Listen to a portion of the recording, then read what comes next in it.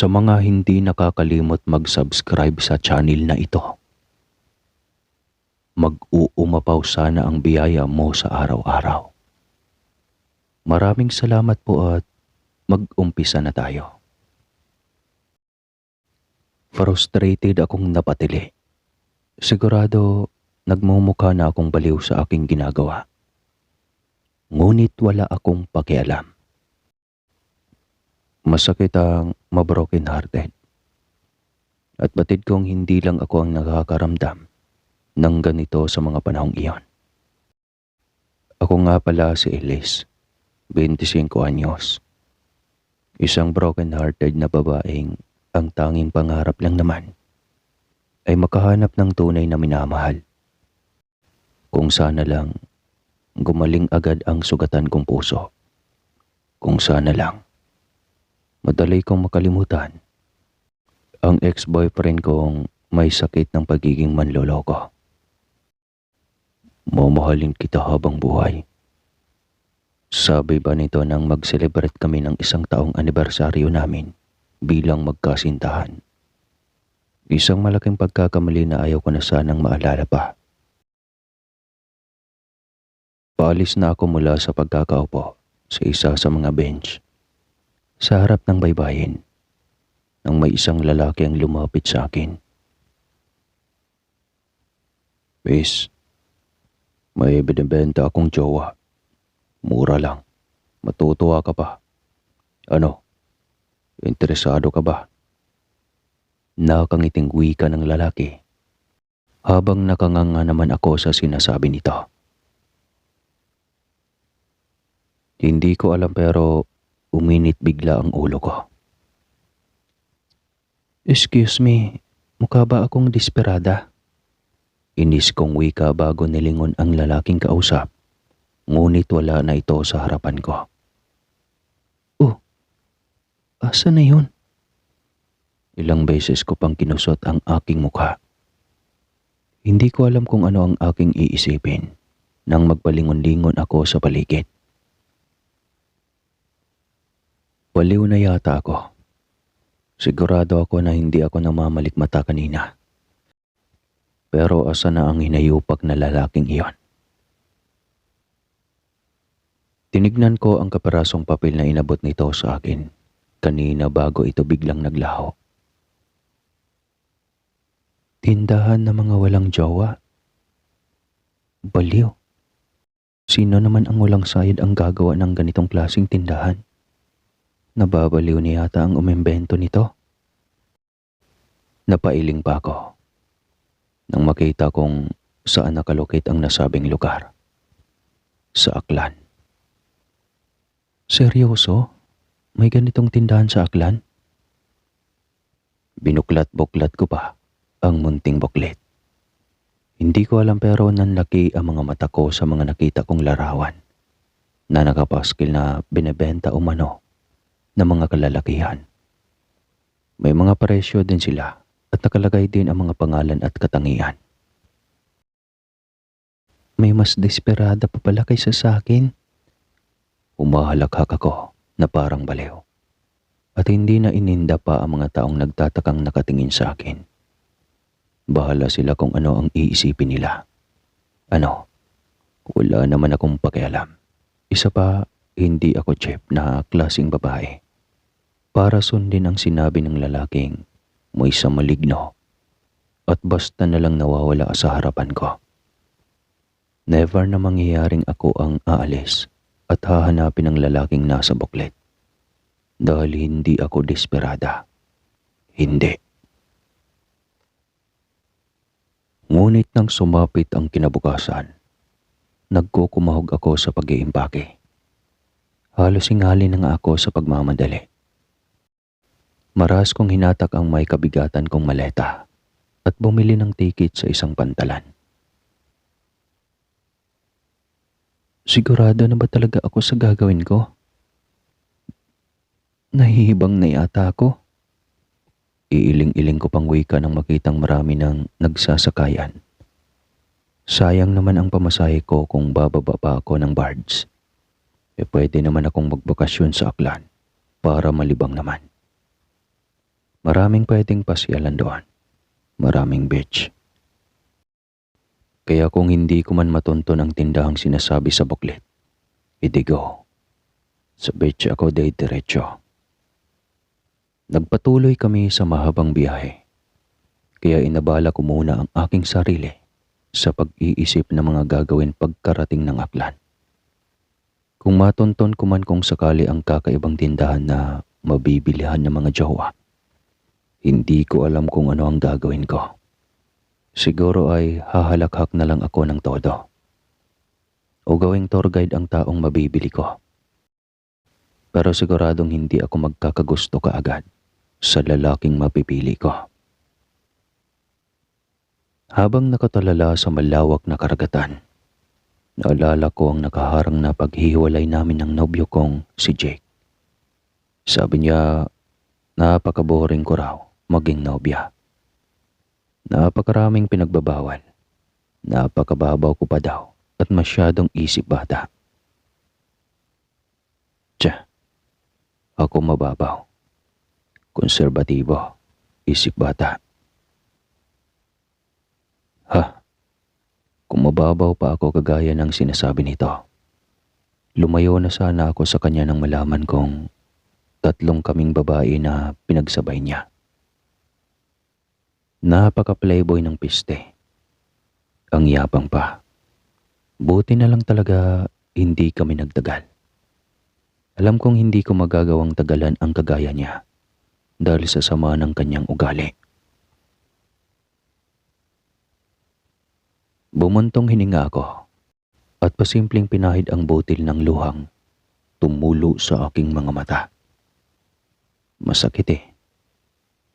Kahit nakakagalit ang ginawa ng taong mahalaga sa buhay ko, hindi ko pa din magawang magalit ng husto sa kanya. Kaya naisip ko, aalis na lang ako. And hopefully, sana makamove on na din ako. Ala, may tindahan palang ganyan. Narinig kong tanong sa akin ng lalaking katabi ko. Napatitig ako sa kanya. Maputi ito at medyo singkit ang mga mata. Kapansin-pansin din ang mapuputi at pantay-pantay nitong mga ngipin. At ang 2 malalalim na biloy sa pisngi. Sa madaling salita, gwapo ang lalaking nasa harap ko. Kaso lang, nakapaskil sa labi nito ang malokong ngisi na para bang hindi kailanman gagawa ng tama. Hoy, nagagapuhan ka sa akin oh. Hilaw ng ngiti ang iginawad ko sa lalaki bago sumagot sa sinabi nito. Hindi.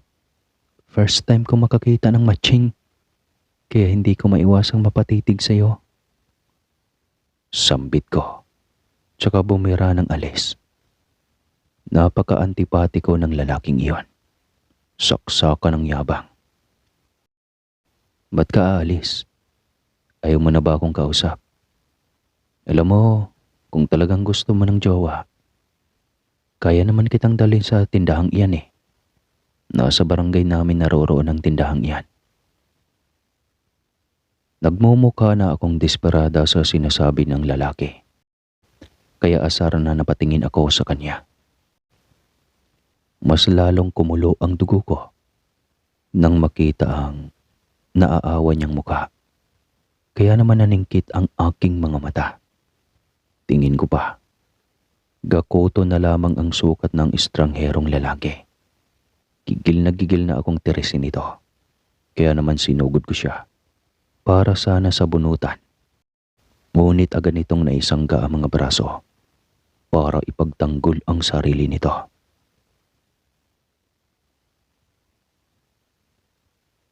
Aray, teka lang.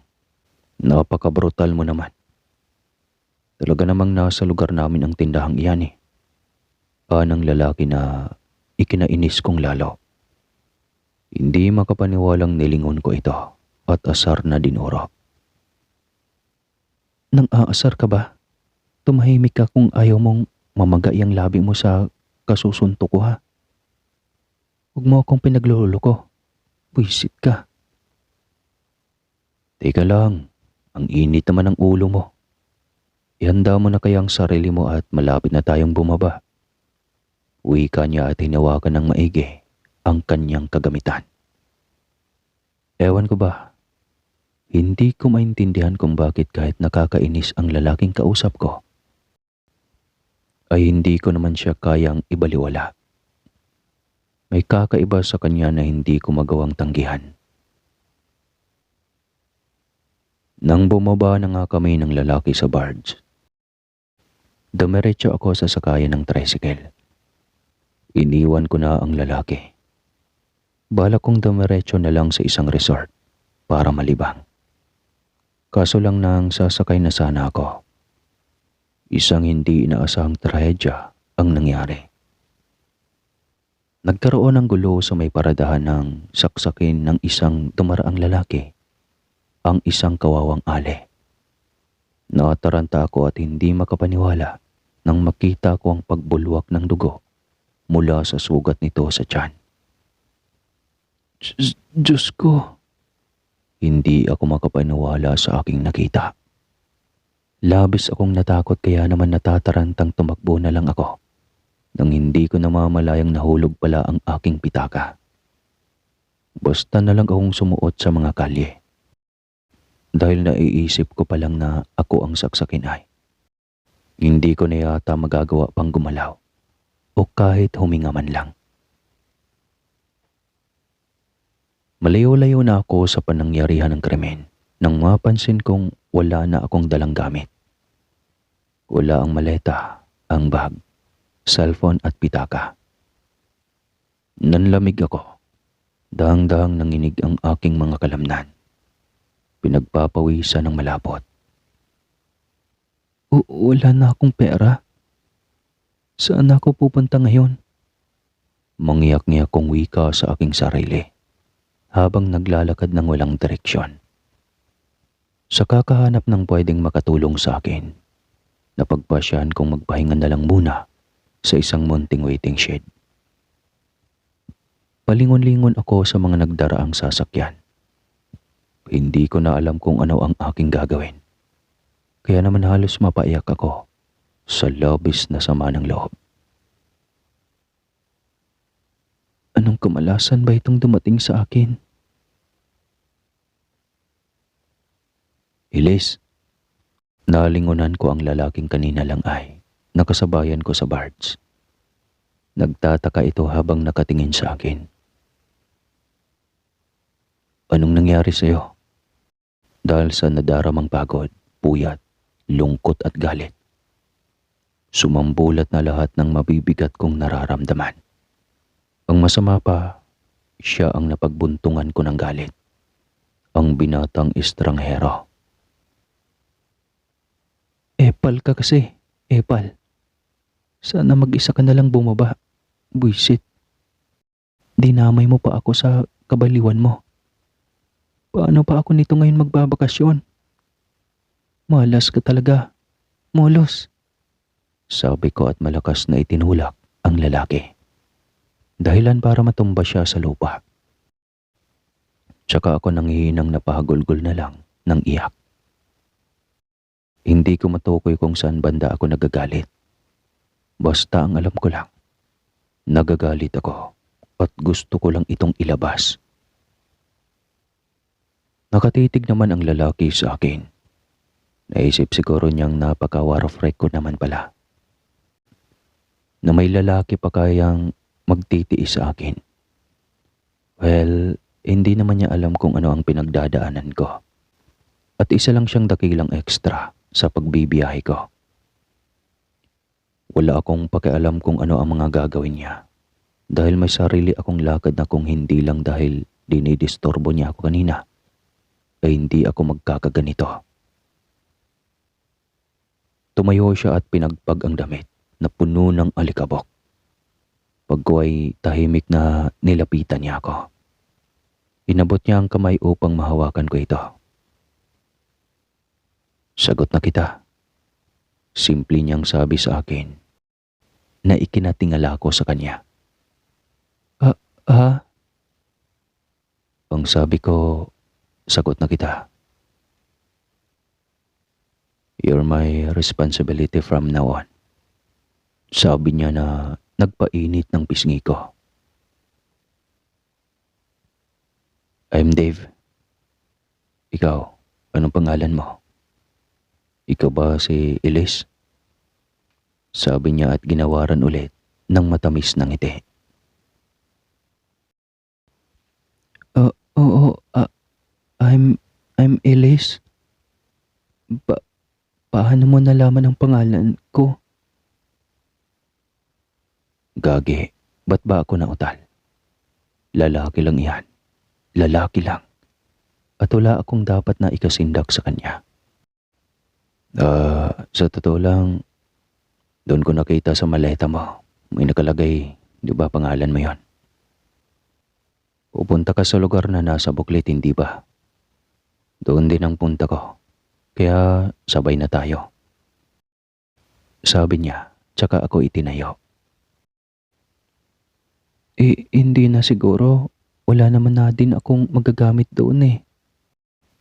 Kaya kung okay lang sa iyo, kakapalan ko na lang ang mukha ko na manghiram ng pera pamasahe pa uwi. Sambit ko sa kanya at malungkot na napayo ko. Tumawa si Dev, kaya lumitaw ang malalalim na biloy sa magkabilang pisngi nito. Anong wala? Makukuha lang naman natin ang maleta mo. Sabi niya at pumalakpak pa ito ng 3 beses. Paano? Marami akong kayang gawin na hindi mo pa nalalaman, Elise. Bago pa ako muling makakurap ay napamulagat ako nang biglang may lumitaw sa aking harapan. Ang pinakamamahal kong maleta.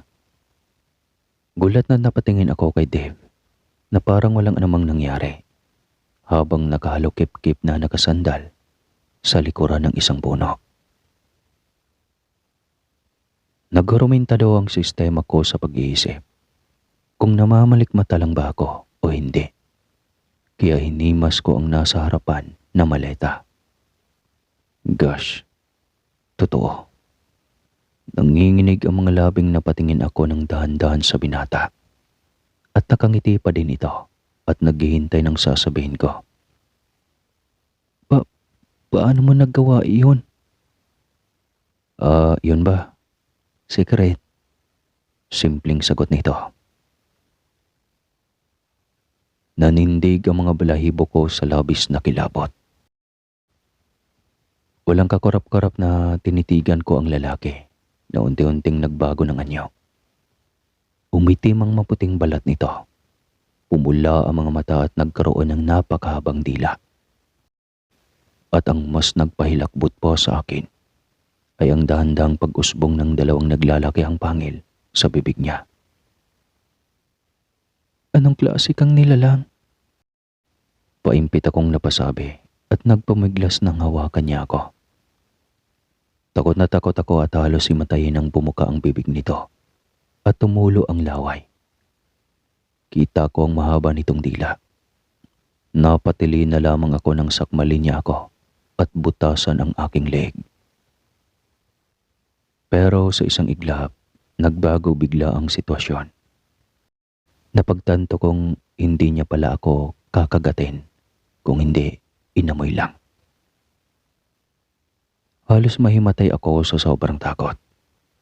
Hindi ko alam kung kakayanin ko pa bang gumalaw pagkatapos nito. Anong klaseng nilalang ba si Dev? Bakit kailangan niya akong takutin ng ganito? Ito ba ang kapalit ng panlilibre niya sa akin sa bakasyong ito? Di bali na lang. Mas mabuti pang umuwi na lang ako. Hintakot na napabira ako ng alis mula sa pagkakalapit naming dalawa. Wala akong balak na magpabiktima sa kanya, kaya sana lubayanan niya ako. Ayaw ko pang mamatay. Nagtatatakbo ako matapos kong hablutin ang aking maleta. Elise, wag. Hindi ko siya pinakinggan. Basta na lang akong lumiko sa isang kalye.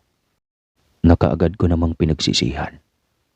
Sa bandang iyon, masasabi kong hindi nga ligtas ang mga kagaya ko dahil may mga tao sa tingin ko ay puro tambay.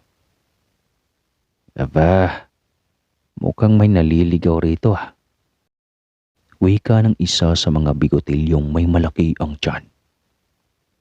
Nakakadiri ang mga itsura nila na para bang hindi pa kailanman nakatikim ng paligo at ang kanilang mga buhok ay nanlilimahid pa sa dumi. Nagsilapitan ng mga ito sa akin. Tansya ko ay nasa 3 hanggang 5 sila.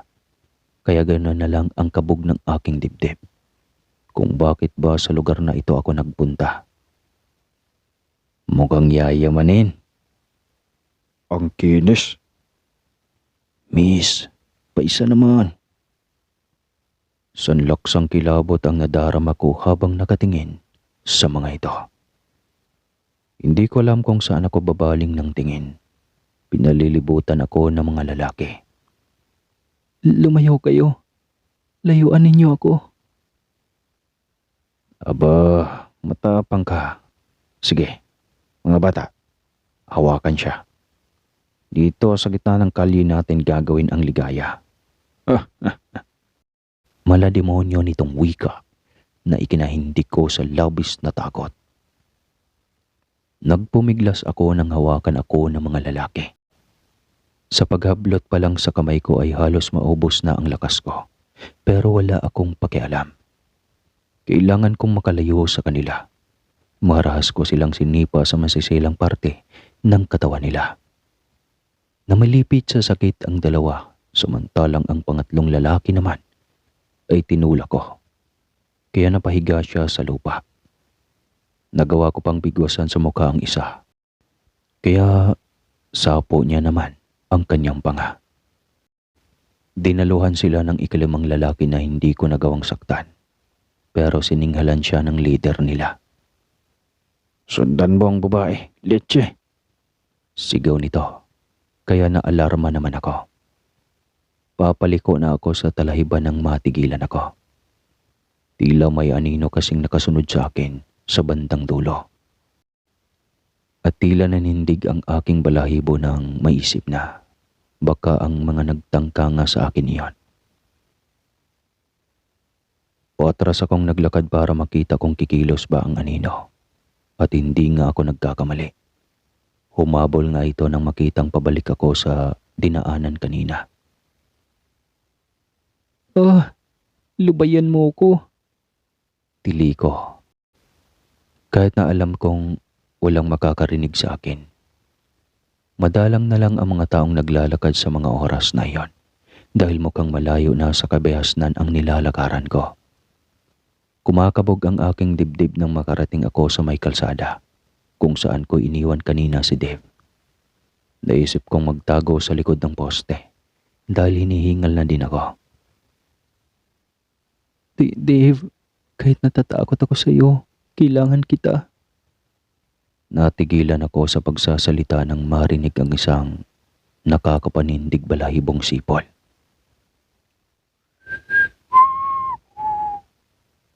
Kasabay ng sipol ang tunog ng matatalas na kutsilyong tila nakakarinding pakinggan dahil sa matinis na tunog nito na nagre-react habang inilalandas sa sementong daan. Diyos ko! Butil-butil na ang pawis ko at nanginginig pa. Ngunit kailangan kong manatiling tahimik. Kung hindi, ay mahahanap ako ng lalaking iyon na may masamang balak sa akin. Namutla ako nang marinig ang nang-aasar nitong boses. Napapikit ako nang maramdamang papalapit na sa akin ang lalaki. Nanlalamig ang aking kamay at pinagpapawisan na din ng husto dahil sa labis na takot. Miss, alam kong naririto ka. Lumabas ka na. Naririnig ko pang sabi ng hinayupak. Kaya hindi ko na napigilan ang paglabas ng hikbi sa aking bibig. Pakiramdam ko ay maiihi na ako at tila bingi na ang tainga ko sa lakas ng kabog ng dibdib ko.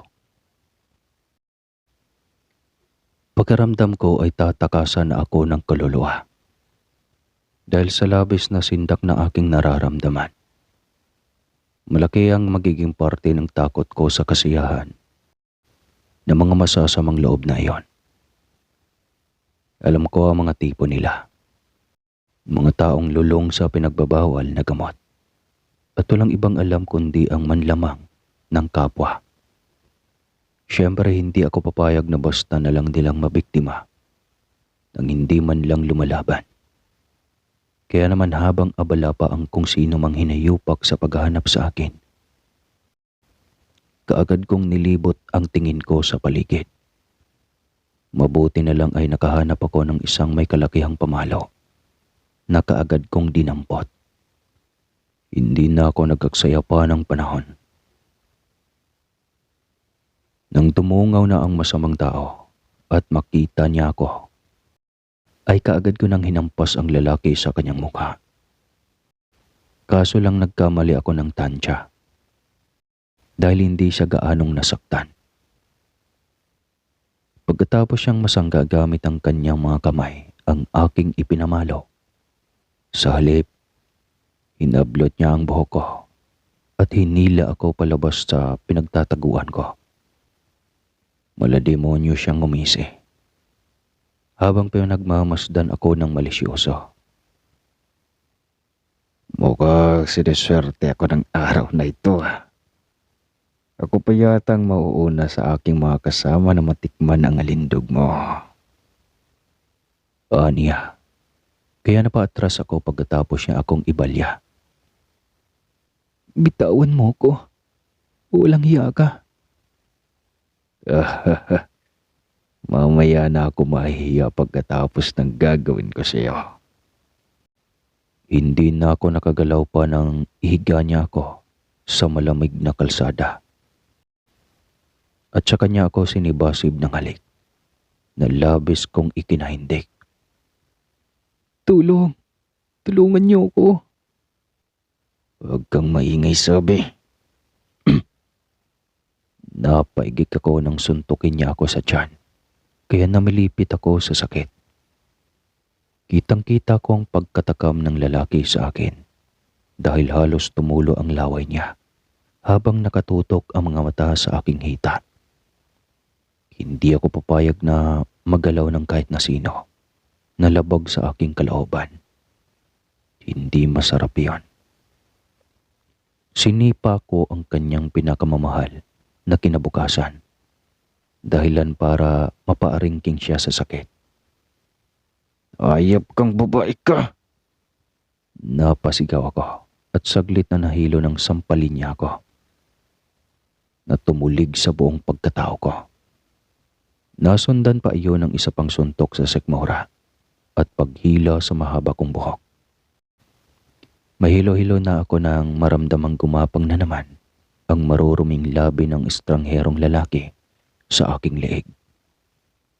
Kaya wala akong nagawa kundi ang umiyak. Huhubarin na lang niya ang aking mga damit nang maramdaman kong tumilapon siya sa malayo. At nasa harapan ko na si Dave na nagbabaga ang mga mata sa galit. Sinong may sabing pwede mong bastusin ang nobya ko? Ha? Nakita kong bumakas ang takot sa mukha ng estrangherong lalaki. Marahil ay, kagaya ko, natakot din siya sa nakikitang galit sa mukha ng bagong dating. Bakit hindi? Nasiksihan ko kung paano nagbago ang anyo ni Dave kanina. Kaya malamang matatakot din ang lalaking kanina lang ay balak na akong gahasain. Tumayo ang estranghero at dinuro si Dave. Magnobyo pa lang kayo, hindi kayo kasal. Kaya pwede ko pang gawin ang lahat ng naisipan kong gawin sa babaeng yan. Hindi na nagsalita pa si Dave. Pero nagulat ako nang umangil siya at marahas na inatake ang lalaki. Tsaka makailang ulit na kinalmot. Napapasigaw ako sa bawat pagkakataong nasusugatan niya ang balat nito. Kaya naman hindi ko na magawang lumapit pa nang makitang dahan-dahang na namang nagbago ang anyo ni Dave. Walang babala na sinakmal niya ang lalaki at maras na ibinalibag sa di kalayuan.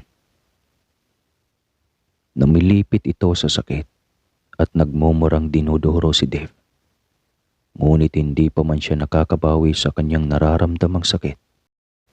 Dahil sa pagbalya ng binata, ay kay bilis naman itong makalapit sa kanya, tsaka siya maras na ibinalibag ulit. Mas lalong nanghina ang estranghero at nabugbog ang katawan dahil sa sama ng kanyang pagkakabagsak. Hindi pa tapos si Dave sa pag-atake sa lalaki. Nagulat na lang ako nang ipinakita niya ang kanyang mahahabang mga kuko, tsaka marahas na kinalmot ang lalaki. Dahil sa lalim ng nalikhang sugat ng kanyang matatalim na kuko, ay pumulandit kaagad ang dugo, tsaka sumirit ang pulang likido sa lupa. Mas lalong nagwala si Dave nang maamoy ang dugo ng lalaki. Bago ko pa man siya napigilan, inatake na naman niyang muli ito. At gamit ang kanyang kamay na may mahahabang kuko, ay walang anumang hiniklas niya ang katawan ng lalaki. Sumambulat kaagad ang sariwa nitong dugo. Bago ko pa man namalayan, nilantakan na niya ang lamang loob ng estranghero. Dito na ako nasindak ng sobra. Hindi ako makapaniwalang magagawa ni Dave ang bagay na iyon. Kahit pa nga kakakilala lang namin, hindi ko naman inaasahan na ganoon siya kasama. Dala na yata ng matinding takot at pagod, ay di ko napigilang mawala ng malay at basta na lang bumagsak sa malamig na kalsada. Hindi ko alam kung gaano ako katagal nakatulog o kung saan ako dinala ni Dave. Nagising na lang kasi ako na nasa isang komportabling higaan na kung saan ay disoriented pa akong napatulala sa kulay abuhing kisame. Pakiwari ko tuloy, matagal na panahon akong nakatulog. Napakailiwalas kasi ng aking pakiramdam. Napakalambot pa ng aking hinihigaan na tila ayari lang sa pinakamamahaling bulak dahil sobrang komportable talaga ako sa pagkakahiga. Kikisingin ko na siya, anak, ha? Huwag mo na, ma.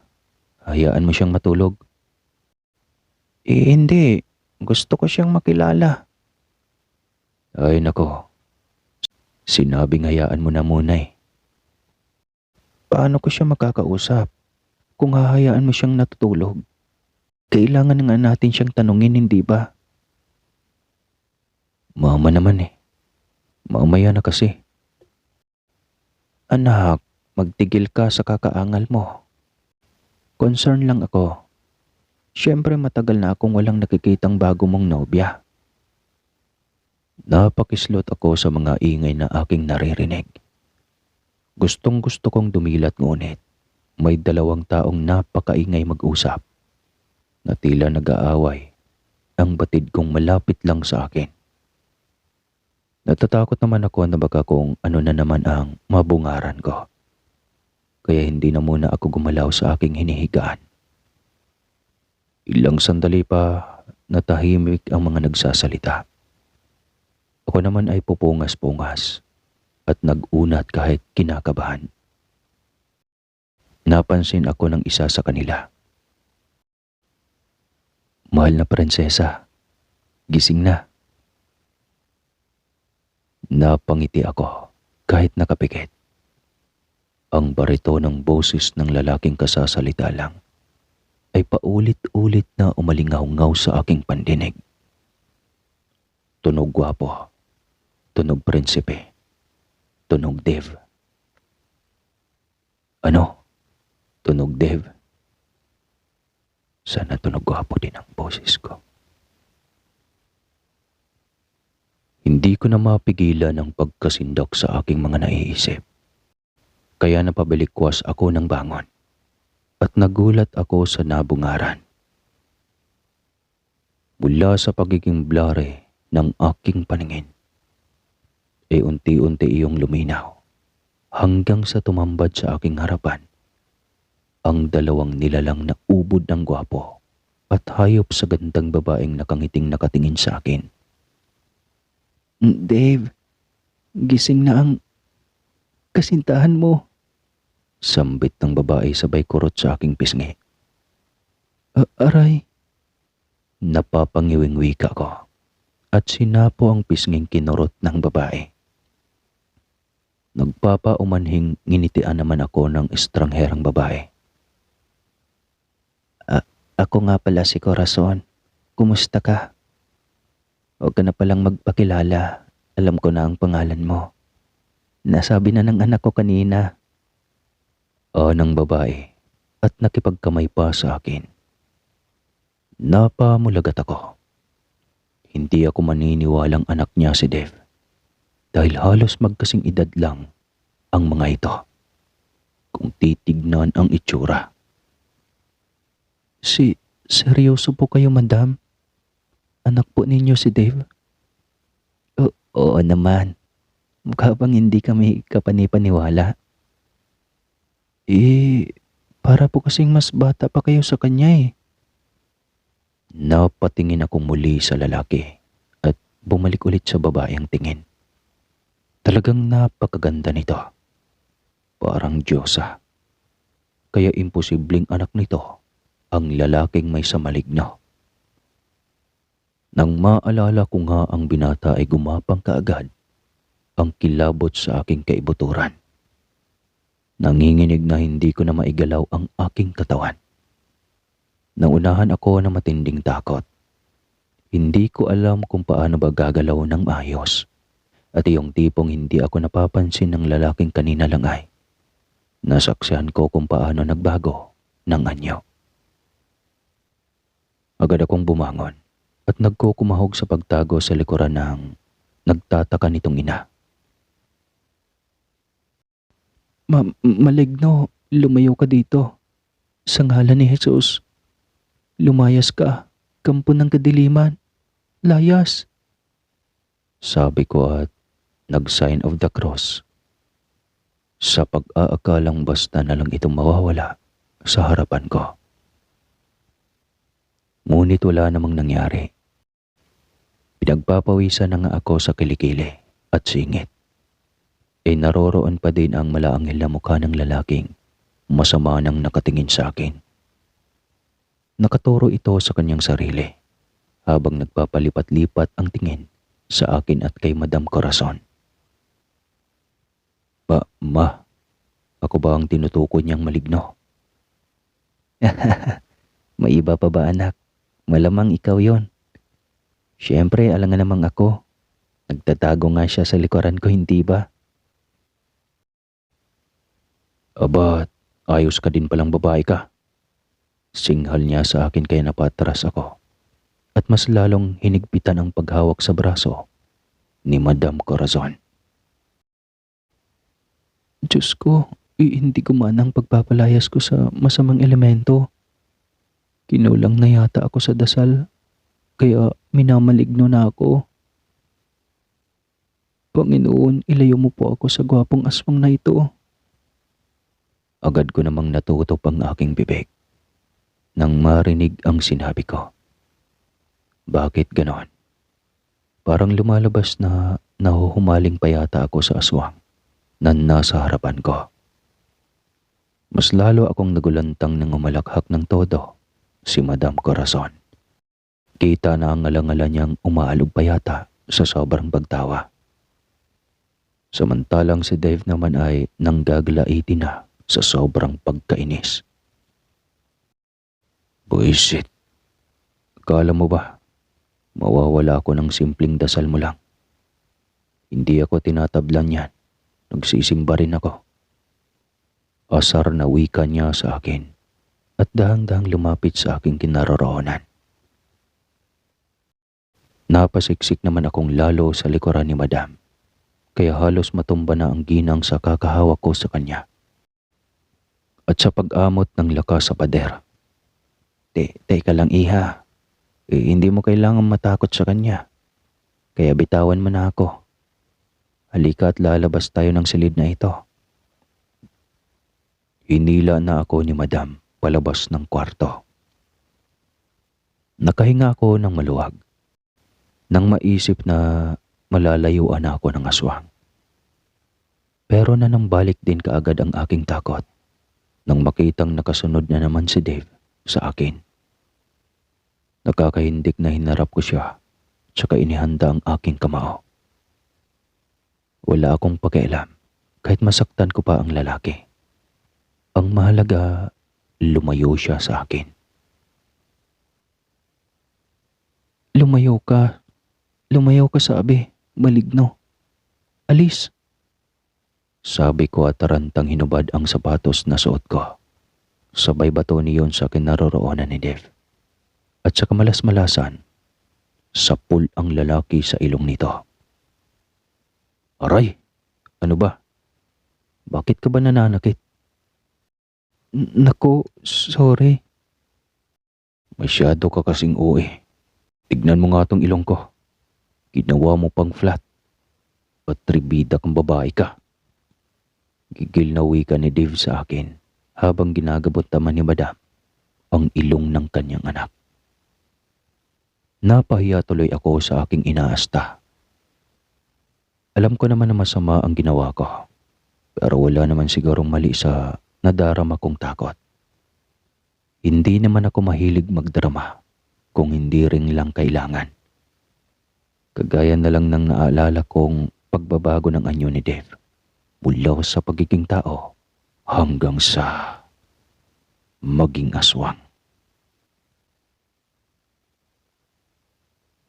Napalunok ako at hilaw na napangisi sa kanilang dalawa. Tsaka ko lang napagtanto na kakaiba sa karaniwan ang kulay ng kanilang mga balat. Medyo abuhing maputla. Muling nanumbalik na naman ang takot na lumukob sa aking buong pagkatao. Pakiramdam ko, may gagawin ngang masama ang lalaki sa akin. Pwede na kaya akong umuwi? Hindi. Makapanabay na wika ng dalawa. Natataranta naman akong napasiksik sa sulok. Mas lalo akong kinalabutan ng sabay pang tumingin ang mag-ina sa akin. Iha, hindi ka pwedeng umuwi. Kailangan mong manatili sa amin ng mga ilang araw. Alam mo kasi, may patakaran ng mga tao sa lugar na ito. Hindi kami pwedeng makapagpalabas ng mga bisitang normal na tao kung wala siyang koneksyon sa mga taong nakatira dito sa loob. Ano pong ibig ninyong sabihin? Hindi ka namin po pwedeng palabasin kasi nga may nakakita na sa iyo na kasama ng anak ko na pumasok sa aming tahanan. Hindi pwedeng hayaan ka na lang namin na mapahamak. Lalo na't wala ka pang kasintahan na poprotekta sa iyo sa labas. Hindi makapaniwalang tinignan ko siya. Kalaunan, ang pagtataka ko ay may bahid na ng pagkaaliw. Seryoso ka, madam? Ako, nangangailangan ng kasintahan? Hindi, no. Kahit broken-hearted ako, kaya kong mag-isa. Hindi ko kailangan maghanap ng panibagong lalaki na wawasak lang sa puso ko. Pero iba ang sitwasyon dito sa amin, iha. Hindi ka dapat na nagpadalos-dalos. Iba ang lugar namin dito mula sa lugar mo. Lalo na hindi ka taga rito. Para sa iyong kaalaman, nasa baryo ka ng mga aswang. Ha? Sa baryo lang naman pala ng mga aswang. Wika ko at kaagad na napatakip sa aking bibig. Nang maisip ang aking sinabi. Nasa baryo kami ng mga aswang. Hilaw na napangiti ako at napalamukos pa sa aking ulo. Parang napakawalang sense naman ng sinasabi ng babaeng ito. Kaso lang, seryoso akong tinitigan ni Madam Corazon. Marami kaming kalaban ng aking pamilya, iha. Kaya oras na malaman nilang may tao kaming tinatago sa aming lugar, manganganib ang buhay namin.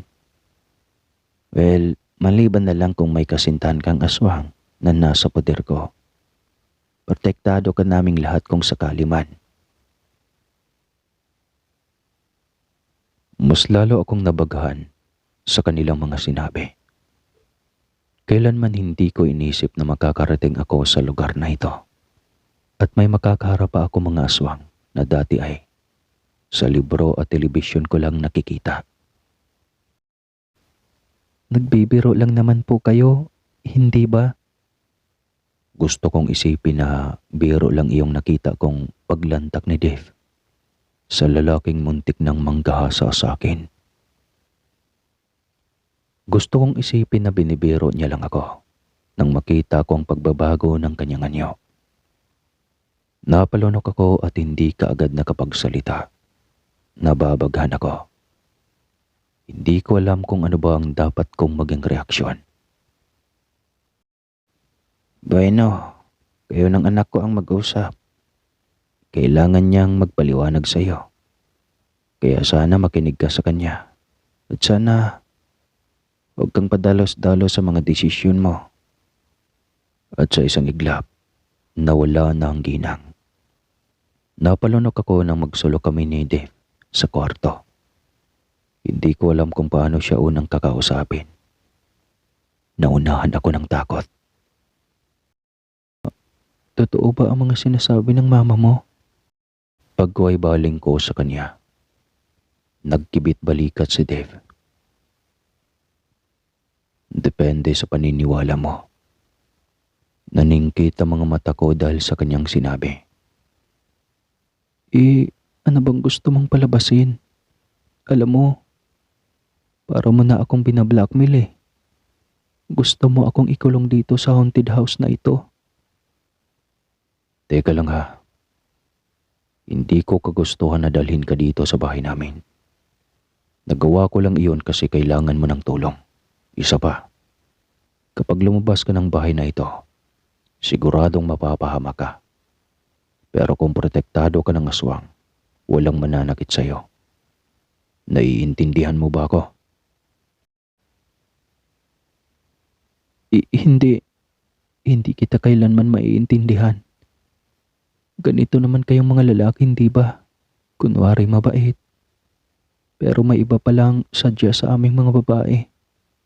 Kapag sa tingin ninyo ay kaya na ninyong labanan ang kahinaan namin, magkukunwari kayong concern hanggang sa mahulog na ang loob namin sa inyo. Pagkatapos, saka ninyo kami iiwan at lolokohin. Hindi makapaniwalang napatitig sa akin si Dev. Huwag ka nga masyadong advance mag-isip.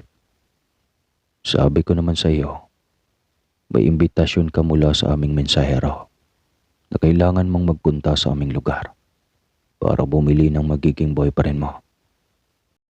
Hindi ko ginustong ako mismo ang magdala sa iyo dito. Aswang kami, hindi kanibal. At itong kasa namin, hindi basta-basta napupuntahan ng normal na biyahe lang. Kailangan mong gumamit ng kakaibang kapangyarihan para makarating dito.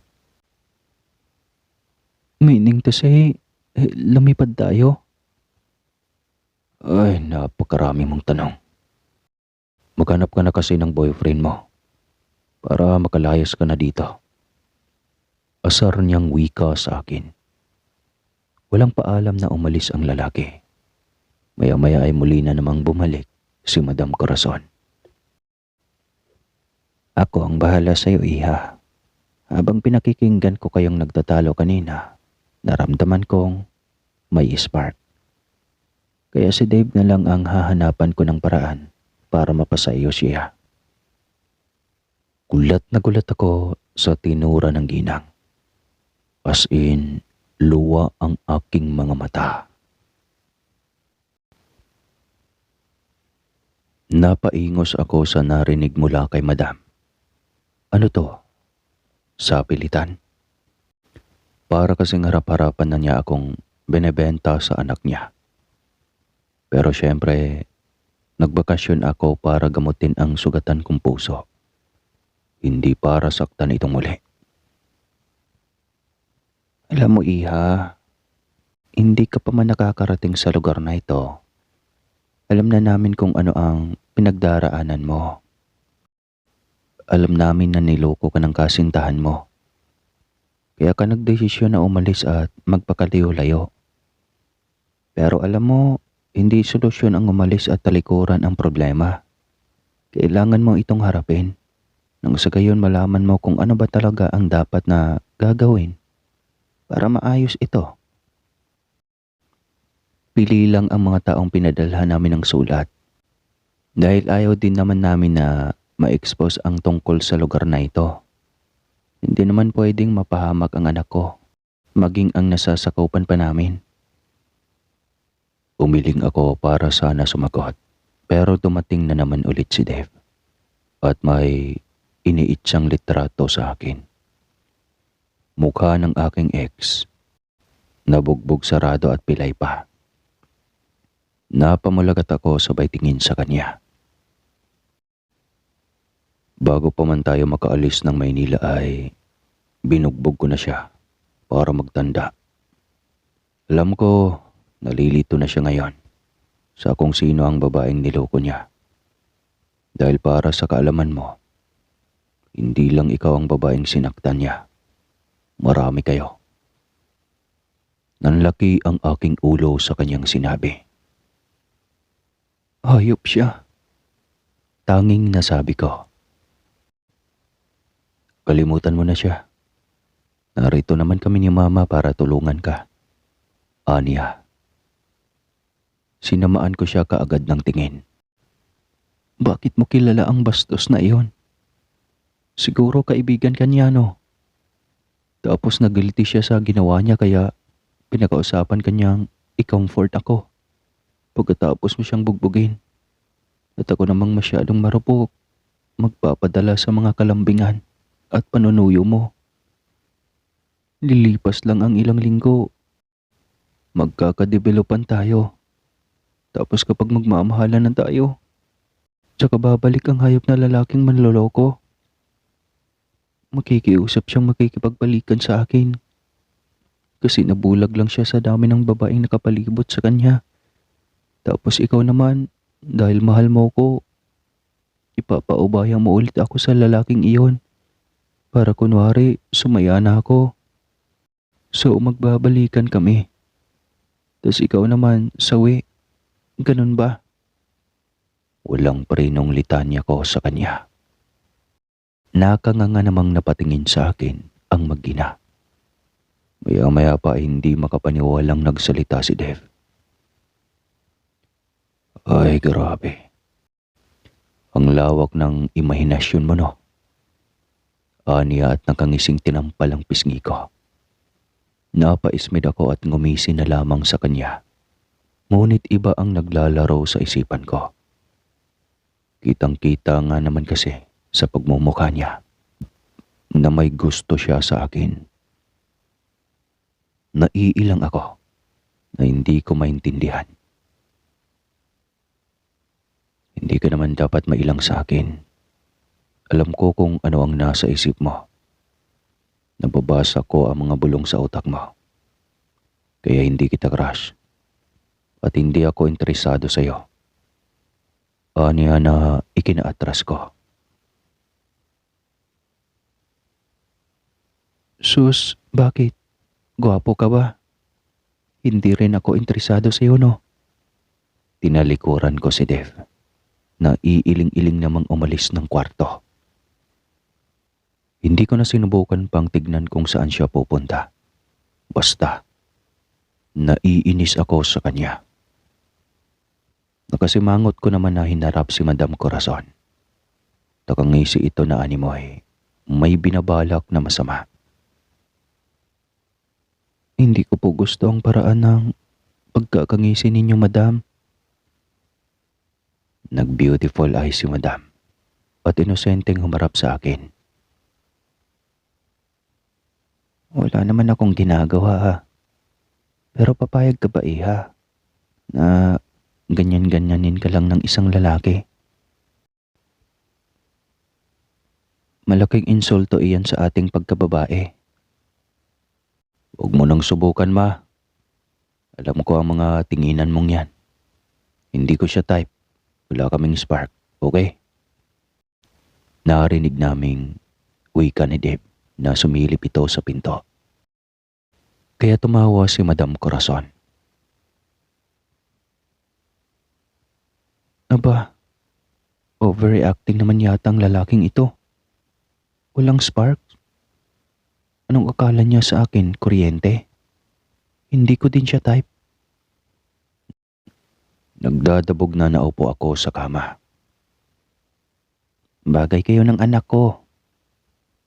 Wika ni Madam Corazon na ikinapula pa lalo ng mukha ko. Ngayon lang ako nakakita ng babaeng literal na pinagtutulakan ang anak niya para manligaw ng babae. At sa akin pa talaga.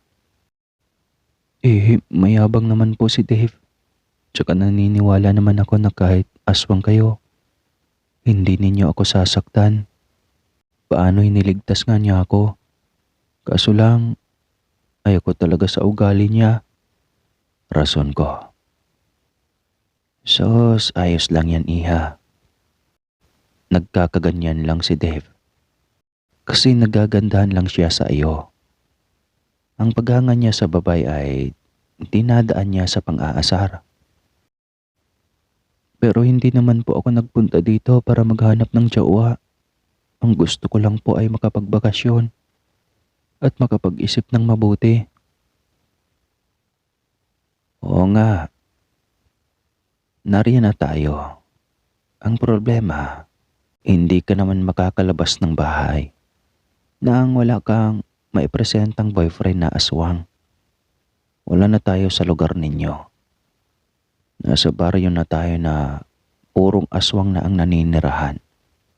Kaya kailangan mo ng gabay. At naniniwala ako na si Dave lang ang natataging makakapagpalabas sa'yo dito. Ipinaliwanag sa akin ni Madam Corazon na hindi naman ako talaga dapat dadalhin ni Dave sa lugar na ito. Iiwan na lang sana niya ako sa kung saan niya pinatay ang gumahasa sa akin.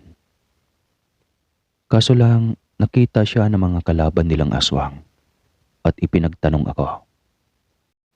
Para mailayo ako sa mahabang pangil ng kalaban nila, ay inangkin niya akong kasintahan. Nang sa gayon ay wala na daw magtangka ng masama sa akin. Napapahiya tuloy na nginitian ko si Madam. Malaki pala ang atraso ko sa anak niya. Kung sana magawa niya akong pagpasyensyahan. Broken-hearted lang kasi ako. Kaya mainit ang ulo ko. Ganun pala yun. Hindi ko naman ginustong tarayan siya. Kaya sana mapagpasyensyahan na lang niya ako. Nahihiya po ako, Madam. Niligtas ako ng anak ninyo pero ito, ang uwi ng ginanti ko. Huwag kang mag-alala, iha. Madali namang suyuin si Dave eh. Hindi ka sasabak sa laban ng duguan. Biro niya na ikinasinda ko. Ngunit kaagad naman niyang binawi ang kanyang sinabi. Akala ko tuloy ay totoo na. Ano po ba ang una kong gagawin? Kailangan mo siyang lambingin, iha. Kaso lang para magustuhan ka niya, kailangan mo munang matutunan ang pananamit at itsura ng mga taong nakatira sa bayang ito para makihalo ka sa kanila. Nang sa gayon ay masabi ni Dave na hindi ka natatakot sa kanya. Napatango ako. Alam ko naman na kailangan kong gawin ang bagay na ito. Nang sa ganon ay magalabas na ako ng bayan. Hindi ko na masisisi ang lalaki kung bakit dinala niya ako sa lugar na ito. Ang kailangan ko lang gawin ay maging mautak para makauwi na ako sa amin. Sa bagay, may itsura naman si Dave. Hindi rin naman masama kung magkakaroon ako ng pagkakataon na kasunduin siya. Kahit ngayon lang.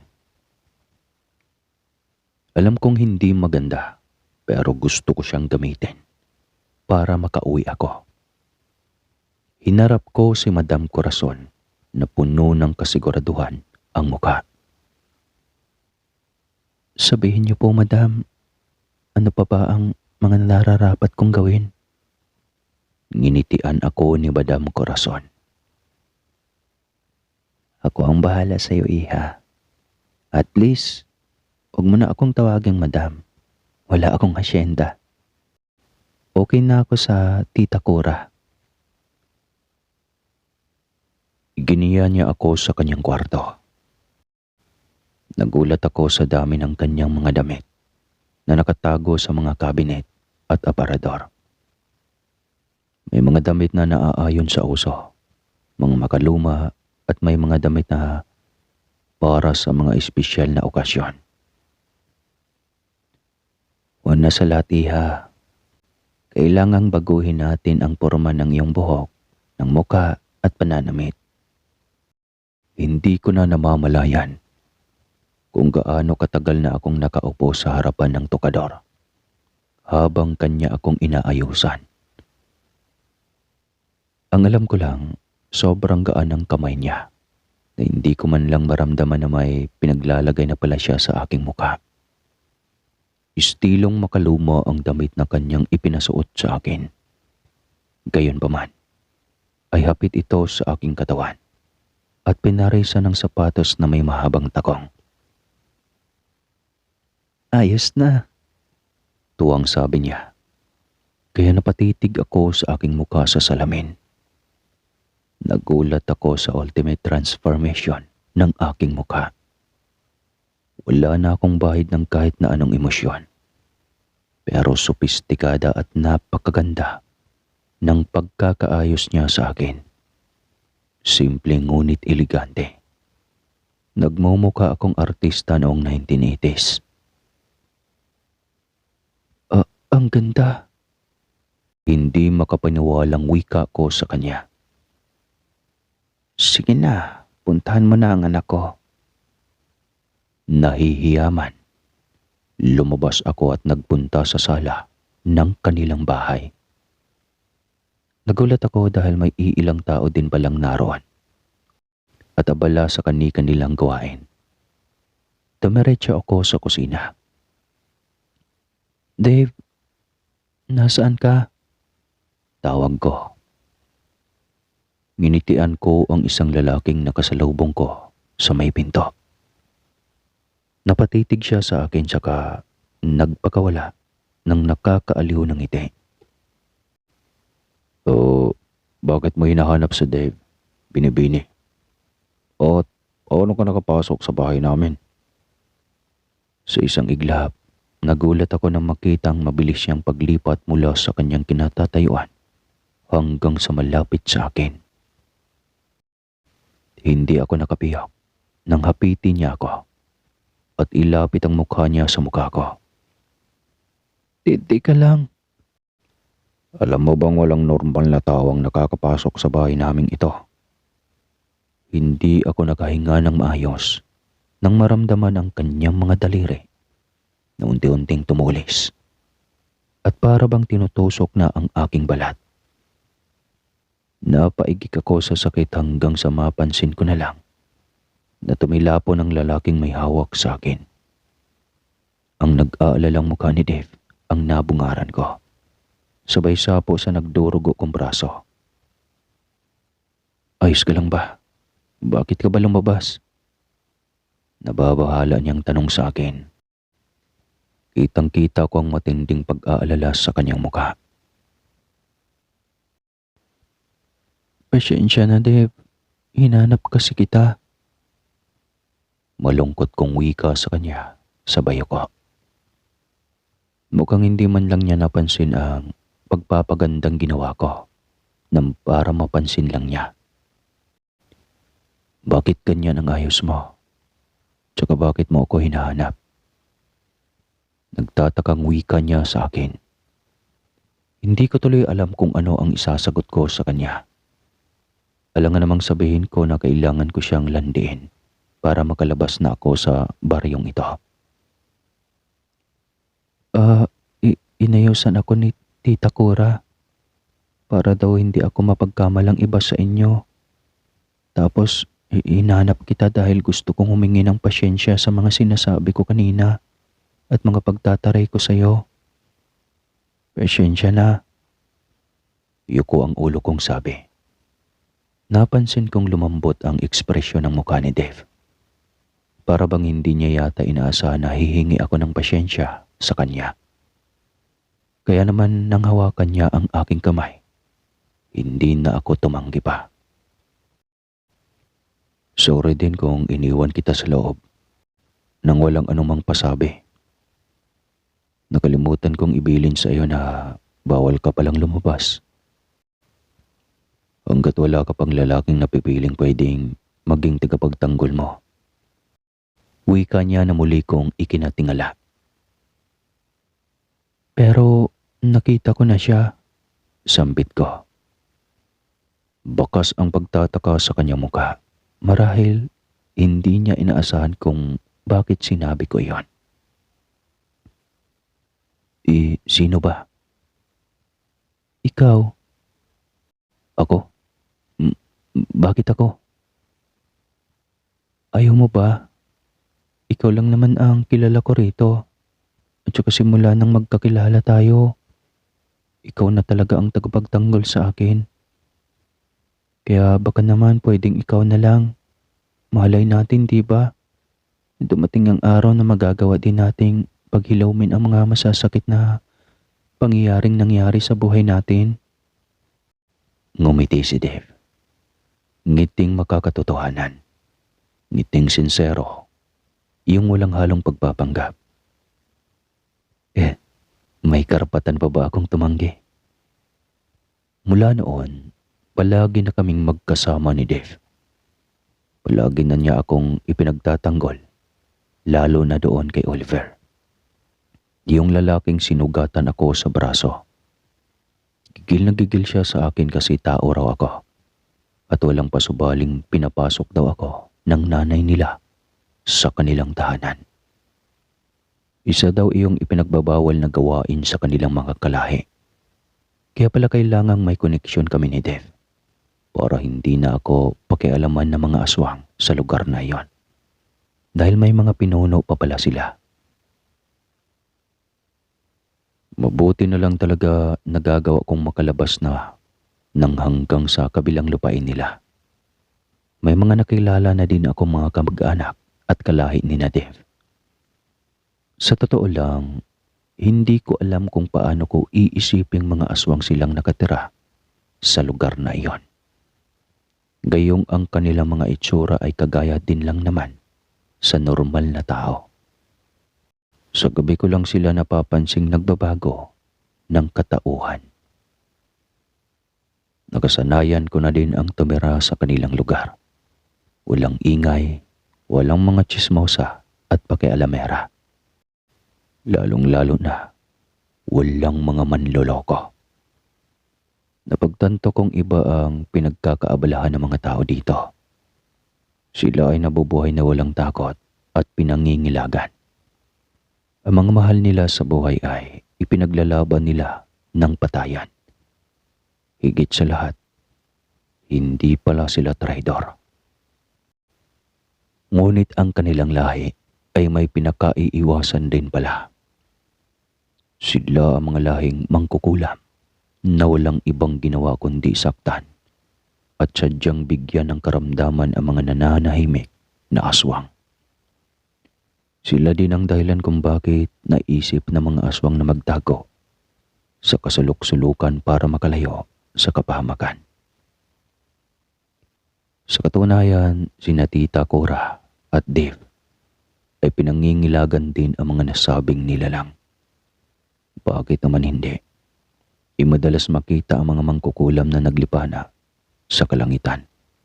Sakay ang kanilang mga walis tingting na lumilipad para maghanap ng makapangyarihang aswang na pwede nilang tanggalan ng puso para ialay sa kanilang sinasamba. Sa ganitong paraan makakaipon sila ng sapat na lakas na pwede nilang itago sa kanilang mga sarili hanggang sa may makita na namang panibagong biktima na pwede nilang ialay ulit. Kaya ikaw, mag-iingat ka, Iles. Masyadong delikadong kalaban ang mga mangkukulam. Nakakatakot nga naman talaga iyan. Pero wala pa naman akong nakikitang mangkukulam dito sa lugar ninyo eh. At saka hindi naman ako natatakot na makaharap ang mga katulad nila. Nariyan ka naman para ipagtanggol ako. Umingo si Dave sa aking sinabi. Alam ko naman na mahirap siyang papaniwalain. Paano'y naiilang din akong magsabi sa kanya ng kung ano-ano. Nang minsang magkita kami sa birthday ng kanyang nanay, na si Tita Cora ay, ipinagtapat ko sa kanya ang lahat, na gusto ko na siya at hindi ko na iyon itatanggi pa. Kaso nga lang hindi naniniwala sa akin si Dave. Ang sabi niya, kalokohan lang daw lahat ng pinagsasabi ko.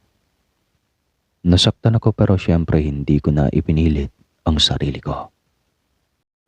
Wala naman ako magagawa kung tingin niya ay inuuto ko lang siya. Dahil naging totoo lang naman ako sa mga bagay na ipinagtapat ko. Nasanay na din ako sa mga gawain sa lugar nila na hindi ko na iniisip pang umuwi. Kasi gusto ko na lang na manatili sa tabi ni Dave. Kaya naman kahit na ipinangalandakan na niya sa mga tao na kami ay magkasintahan, alam naman namin na hindi yun totoo. Sinabi lang ito ni Dave para walang manakit o mangialam sa akin. Hanggang sa isang araw, kinausap niya ako. Pwede ka nang umuwi, Iles. Wala nang sino mo nang pwedeng manakit sa iyo. Ang buong akala nila magkasintahan nga tayo. Nakangiti niyang sabi sa akin. Hindi ko may paliwanag ang kaba at sakit na aking nadarama. Hindi ko gusto ang mga katagang lumalabas sa kanyang bibig.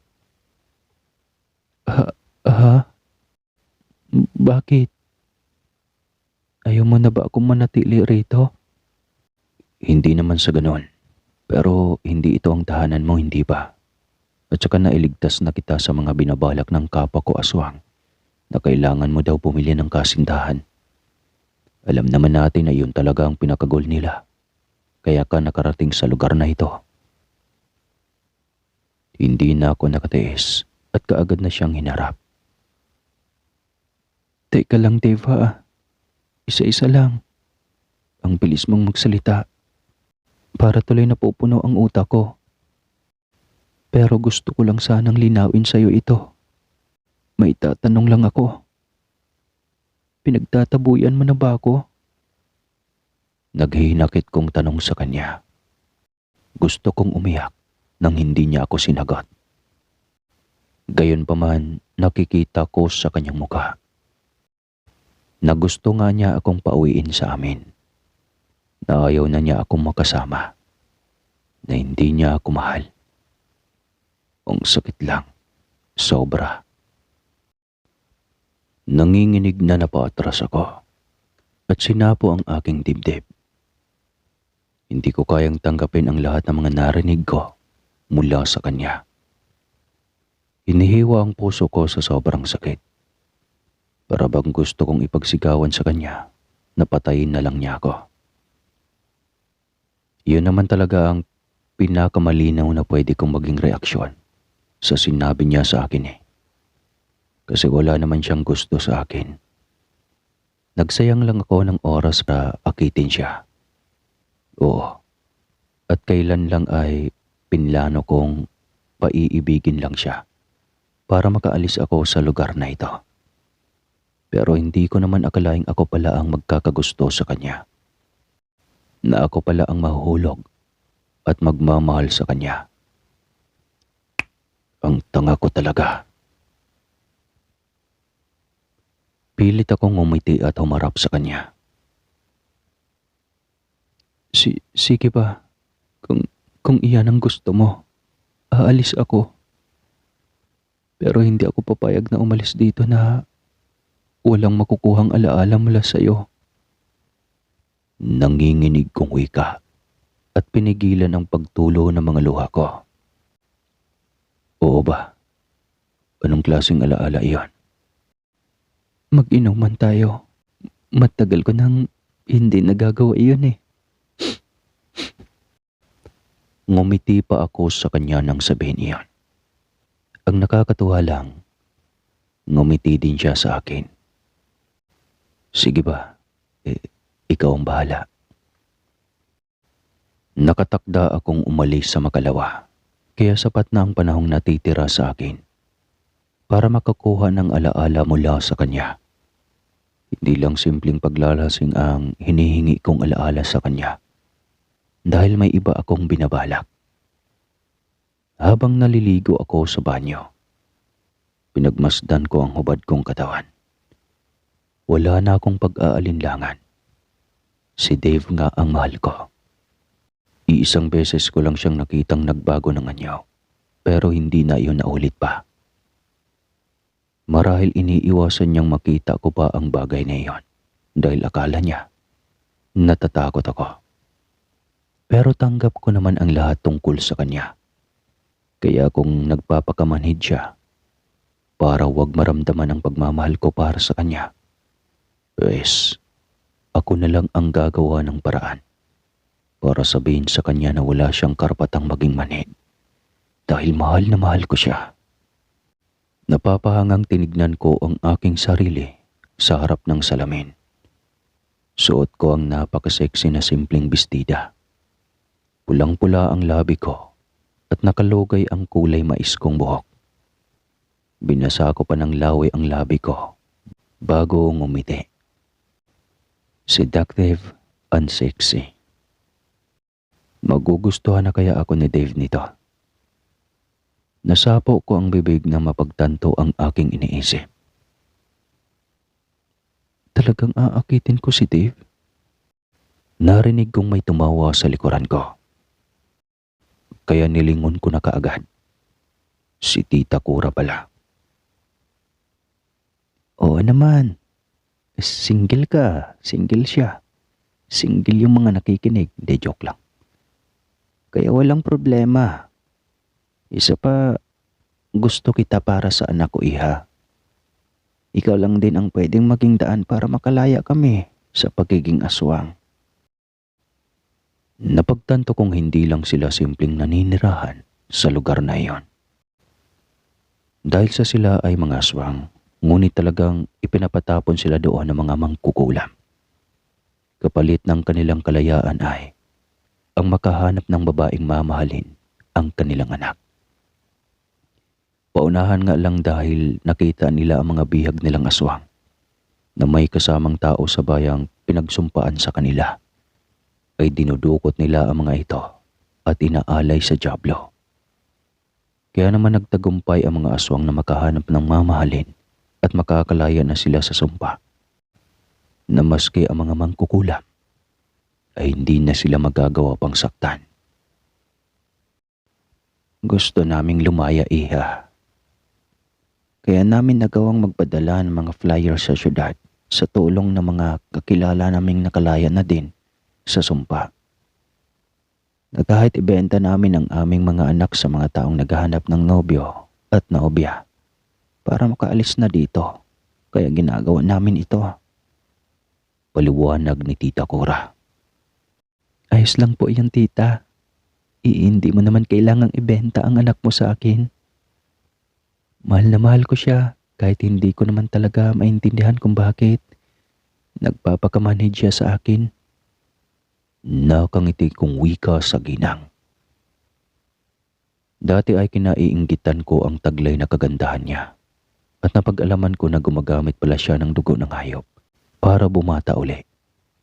Ito na lang daw ang nagagawa niya sa kanyang sarili.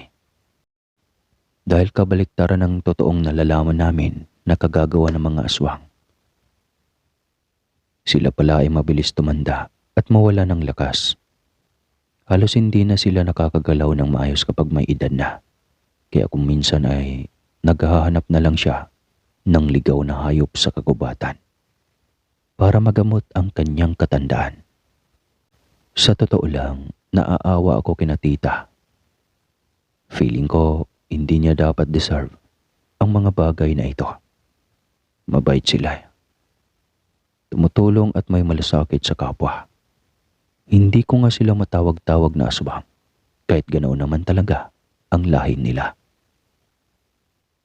Kahit pa ilang beses na silang nagpalit ng anyo o umatake ng mga kalaban, hindi ko magawang matakot sa kanila. Nariyan pa ang pagkaramdam na gusto ko silang alagaan. Kaya naman kailangan kong ilabas ang mag-ina sa baryong ito. Hindi sila nararapat na manatili dito habang buhay. Yung tipong makakalabas lang kapag may isinasagawang misyon. Kaya naman naging buo na ang mga plano ko. Nakahanda na ang aming iinuming alak sa isang tahimik na lugar sa gilid ng puno ng mangga. Papagabi na iyon at natatanaw namin ang maliwanag na buwan. Kahit wala namang maliwanag na ilaw na natatanaw mula sa syudad, nakikita naman namin ang nagkikislapang mga bituin na animoy nakikipagluksa din sa puso kong nasasaktan. Kaya kahit hindi ko alam kung ano ba talaga ang mangyayari sa amin ngayong gabi, kailangan kong tatagan ang aking sarili. Dapat lang din akong magalak dahil nasa likuran ko lang si Tita Cora at kakampi ko siya. Sa katunayan, nag-usap na kami kanina. Sinabi niya na hindi siya naniniwalang nagpapakamanhid si Dave para paalisin lang ako sa kanilang bayan. Ginagawa ito ng lalaki dahil nagsisimula na raw itong mahalin ako.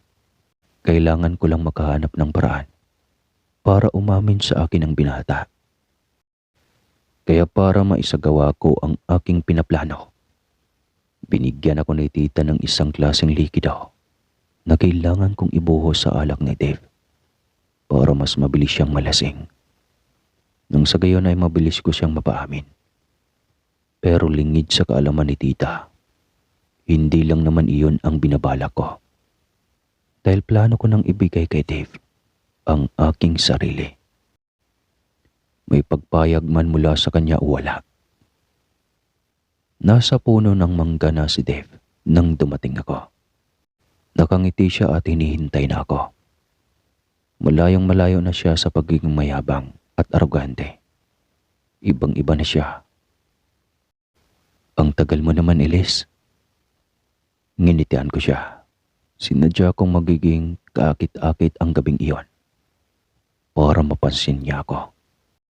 Huminga ako ng malalim. Alam ko kaya kong gawin ito. Kaya naman hindi pa nga nagsisimula ang pagtatagay naming dalawa, ay nauna na akong naglagay ng alak sa baso ko. Hala, excited ka naman yatang uminom ma. Gulat na wika sa akin ni Dave. Matagal na kasi akong hindi nakakainom nito. Sagot ko sa kanya at inisang lagok ang alak sa baso ko. Habang abala siya sa ibang bagay, sinamantala ko na hindi siya nakatingin sa akin. Ibinuhos ko na kaagad ang likido sa kanyang alak at iniabot sa kanya. Ilang sandali lang, nakita ko na si Dave. Nakaibilis na langaw sa alak. Teka lang. Parang nahihilo na ako. Umaktong tatayo si Dave. Pero kaagad ko siyang hinawakan. Huwag ka munang tumayo. Baka matumba ka. Napaatras ako nang hindi sinasadyang hinapit niya ang bewang ko. Tsaka napatitig sa akin. Nakita ko ang pagkapatda ni Dave. Para mawala ang pagkailang ko, mahigpit ko siyang niyakap. Hindi niya din inaasahang yayakapin ko siya. And for the record, napakasarap sa pagkaramdam. Ibinaon ko ang aking mukha sa kanyang dibdib Kay sarap manatili sa piling niya. Para akong nasa langit. Kailan ba ako huling nakatikim ng mainit na yakap? Noong buhay pa ang nanay ko at ang tatay ko. Noong madapa ako at inalo ako ni Lola habang ginagamot ang sugat ko. Hindi ko na maalala. Ang alam ko lang, sobrang saya ko na nasa piling ko si Dev. Ang problema lang ba, may katugon kaya ang pagmamahal ko para sa kanya? Biglang kumala sa pagkakayakap niya sa akin si Dev. May problema ba, Dev? Bakit parang iniiwasan mo ko? Akala ko ba ikaw ang tagapagtanggol ko? Nakapuot ko pang wika na mas lalong nagbigay ng kakaibang sensasyon sa aming dalawa. Marahil hindi lang siya ang natatabla ng alak, kundi maging ako. Paano'y ang lakas ng loob kong magaya sa kanya na uminom, pero ang totoo ay hindi naman talaga ako sanay. Napatitig ako kay Dave, kay pupungay ng kanyang mga mata. Kaya tiningala ko ang aking muka. Ipinapakita ang pamumula at malalambot kong labi na tila nag-aanyaya. Nakita ko nang ipinilig ni Dave ang kanyang ulo. Alam ko, ayaw man niyang aminin ay apektado siya sa akin. Napangiti ako at mas lalo pang nagsusumiksik sa kanyang bisig. Gusto kong kalimutan ang lahat, Dave. Ang sakit, ang pagtatraitor, ang panloloko nila. Mangiyak-ngiyak kong wika sa kanya at pinasadahan ng tingin ang kabuuan ng kanyang muka. Elise, siguro iniisip mo ngayon na nilalandi kita. Pero sana maintindihan mo, Dave. Totoo naman ang sinasabi ko sa iyo. Hindi ako nagpapanggap lang. Sabi ko sa kanya at napatitig sa mga mata. Gumanti ng titig sa akin si Dave. Alam kong tinatansya niya kung totoo ba ang aking sinasabi. Kaya naman hindi ko na siya inabala pang magpaliwanag. Kahit ngayong gabi lang, maramdaman kong akin siya. Kahit walang kasiguraduhan ay kailangan kong sumugal. Teka, Elise. Kailangan kasi mahal natin ang isa't isa. Ayokong pagsisihan natin ang mga bagay na ito pagdating ng kinabukasan. Aniya na ikinapunit ng puso ko. Pero pinagpilitan ko pa din ang aking gusto. Isipin mo na lang na nagmamahalan tayong dalawa. Tanging nasabi ko na lang at ako na mismo ang naglapat ng mga labi namin sa isa't isa. Dahil sa aking ginawa ay alam kong kaagad na tinupok ng apoy ng pagnanasa si Dave. Dahan-dahan niya akong hinihiga sa damuhan at masuyong hinalikan ng buong pagmamahal. Napakurap si Dave at tinitigan ako ng mataman. Itinigil niya ang paghalik sa akin, ngunit mas sumigpit ang yakap ko sa kanya habang panay ang paggala ng kamay ko sa kanyang dibdib. Makailang beses na hinahaplos ang kanyang balat at dinadama ang init ng kanyang katawan. Elise, bulong niya nang biglang pumaibabaw ako sa kanya at siyang humalik sa binata. Please Dave, kailangan ko ito. Kailangan ko ng alaala mo. Seryosong wika ko sa kanya na alam kong nagpakabog sa dibdib ni Dave. Hindi ko alam kung bakit. Ngunit nanghihina ako sa tuwing tinititigan mo ako, Elise. At kagaya ngayon, isang titig mo lamang sa akin ay alam ko nang bibigay ako sa iyo. Napangiti ako at sinapo ang kanyang labi. Bakit pa kailangan mo pang pigilan ang sarili mo? Gayong pwede naman nating totohanin ang lahat. Hindi na ako hihiwalay sa iyo at hindi mo na ako iiwan. Nakangiti kong sabi sa kanya. Naramdaman kong kabado ang lalaki. Napalunok ako at pinanood ang gumagalaw na Adam's apple ni Dave. Naiingganyo akong halikan ito. Siguro nga marupok ako. Kailangan ko ng init ng pagmamahal niya. Kahit ngayon lang. Iniisip ko na lang na menor de edad lang ako. Iniisip ko ang mga panahong bumalik ako sa pagiging inosente. Puro at wala pang kamuang-muhang sa mundo. Mabilis na umangat ang kamay ni Dave para buksan ang butonis ng aking bestida. Maingat ang mga daliri niya habang binubuksan ito isa-isa. Nang mabagal nitong pinaghiwalay ang bawat dulo ng damit ko, wala akong nagawa kundi ang mapakagat labi na lamang. Tinangala ko siya kaya nasulyapan ko ang nakakapasong titig ng binata. Hindi na ako nakaimik pa nang maalab at marubdob niya akong hinalikan. Pagkatapos ay tumayo siya at tinulak din paalis ang buo kong saplot hanggang sa naiwan na lamang ang kaperasong tela na nagtatabing ng aking kasilanan. Pakiwari ko, nangangamatis na ako sa pamumula habang pinagmamasdan niya ako mula ulo hanggang paa. Nagpaubaya ako ng ihiga niya ako muli at idagan ang mabigat niyang katawan sa akin. Nagalikan kami hanggang sa kung saan namin kayang paglapitin ang aming mga labi.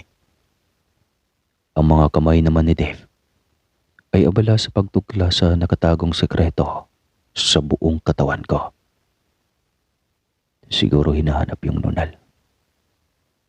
Kaya naman sa bawat pagsayad ang mainit niyang palad sa aking balat ay napapasinghap ako. Nang muling paglagbayin ni Dave ang kanyang mga halik sa aking leg, napaungol ako at bumao ng mga daliri ko sa magkabilang braso niya habang umaarko ang kanyang katawan. Dala ng rumaragasang ligaya. Oo, pinaligayan namin ang isa't isa ng paulit-ulit. Hanggang sa wakas ay, hindi na namin kayang pigilan ang utos ng nag-aalab na damdamin. Itinodo ko na ang lahat para sa lalaking muling nagbigay ng pag-asa sa akin. Para sa aking minamahal. Para sa nag-iisang Dave ng buhay ko. Kalagitnaan na ng gabi nang magising ako. Napakagaan ng aking pakiramdam. Sobra. Hinawakan ko ang aking pisngi. Hanggang ngayon ay tila kinikilig pa din ako. Hindi pa din nawawala ang init ng aking pisngi. Totoo ba? Totoo ba ang nangyayari sa amin kanina? Aligagang bumalikwas kaagad ako ng bangon. Napakislot pa ako ng maramdamang wala nga pala akong saplot. Wala akong damit. Bulalas ko at tarantang ibinalot ang damit ni Dave sa hubad kong katawan. Tsaka ko palang napansin ang isang bulto na nasa gilid ko na mahimbing na natutulog. Baka sa nakangiting mukha nito ang saya kahit nakapikit. Paimpit na napatili ako sa labis na galak. Kahit na hindi mo sabihin, Dave, nararamdaman ko na mahal mo din ako. Alam ko iyon dahil nakikita ko sa bawat kilos mo. Pinagtatakpan mo lang ang nararamdaman mo para sa akin. Nagulantang ako ng may boses na nagsalita mula sa madilim na bahagi ng kakahuyan. Oo, Iles. At iyon ay dahil sa aming mga mangkukulam. Kinukuha namin ang mga taong nagpapanggap lang na mahal ang isa't isa. Kaya hindi pa nagkakaroon ng pagkakataon si Dave na ipakita sa iyo ang totoo niyang nararamdaman. Ngunit nakita ko ngayon at nasaksihan na sincero ang inyong pagmamahalan. Kaya bibigyan ko kayo ng pagkakataong makalabas sa baryong ito at makaligtas sa sumpa. Akala ko'y matatakot ako. Mas lalo akong naluha sa galak dahil sa aking narinig.